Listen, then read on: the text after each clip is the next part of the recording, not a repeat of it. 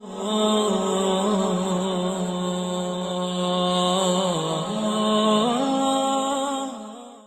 اللہ صلی اللہ علیہ وسلم نے فرمایا کہ اللہ تعالیٰ ہر اس شخص کو سرسبز و شاداب رکھے جس نے میری بات کو سنا اور اسے دوسرے لوگوں تک پہنچایا۔ ہدایت القاری شرح صحیح البخاری جلد نمبر 1 حدیث نمبر 20۔ اعوذ باللہ من الشیطان الرجیم، بسم اللہ الرحمن الرحیم۔ حضرت عائشہ رضی اللہ تعالیٰ عنہ سے روایت ہے، انہوں نے فرمایا رسول اللہ صلی اللہ علیہ وسلم جب صحابہ کرام رضی اللہ تعالیٰ عنہم کو حکم دیتے تو انہی کاموں کا حکم دیتے جن کو آسانی سے کر سکتے تھے۔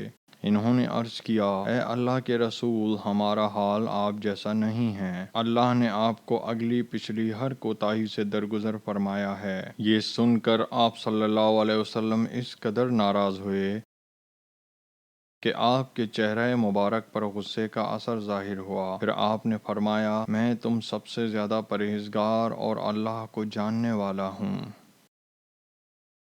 ہدایت القاری شرح صحیح البخاری جلد نمبر 1 حدیث نمبر 21۔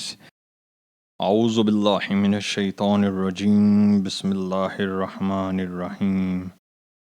حضرت انس رضی اللہ تعالیٰ عنہ سے روایت ہے، وہ نبی اکرم صلی اللہ علیہ وسلم سے بیان کرتے ہیں، آپ نے فرمایا، جس شخص میں خصلتیں ہوں گی وہ ایمان کی شیرینی پالے گا۔ جس شخص کو اللہ اور اس کا رسول پوری دنیا سے زیادہ محبوب ہوں، اور جو شخص کسی بندے سے محبت کرے تو صرف اللہ کے لیے کرے، اور جو شخص کفر سے نکلنے کے بعد کفر کی طرف لوٹنے کو اسی طرح برا سمجھے گویا اسے آگ میں ڈالا جا رہا ہے۔ ہدایت القاری شرح صحیح البخاری جلد نمبر 1 حدیث نمبر 22۔ اعوذ باللہ من الشیطان الرجیم، بسم اللہ الرحمن الرحیم۔ حضرت ابو سعید خدری رضی اللہ تعالیٰ عنہ سے روایت ہے، نبی صلی اللہ علیہ وسلم نے فرمایا، جنت والے جنت میں اور جہنم والے جہنم میں چلے جائیں گے تو اللہ تعالیٰ فرمائے گا، جس شخص کے دل میں رائی کے دانے برابر ایمان ہو اسے جہنم سے نکال لاؤ۔ تو ایسے لوگوں کو جہنم سے نکالا جائے گا جو کہ مل جل کر سیاہ ہو چکے ہوں گے، پھر انہیں پانی یا زندگی کی نہر میں ڈالا جائے گا۔ راوی حدیث مالک کو شک ہے کہ ان کے استاد نے کون سا لفظ بولا۔ وہ اثر نو یوں اگیں گے جیسے دانہ لب جو اگتا ہے، کیا تو دیکھتا نہیں وہ کیسے زرد زرد لپٹا ہوا نمودار ہوتا ہے؟ آئیے سب مل کر آپ صلی اللہ علیہ وسلم پر درود و سلام بھیجتے ہیں۔ اعوذ باللہ من الشیطان الرجیم، بسم اللہ الرحمن الرحیم۔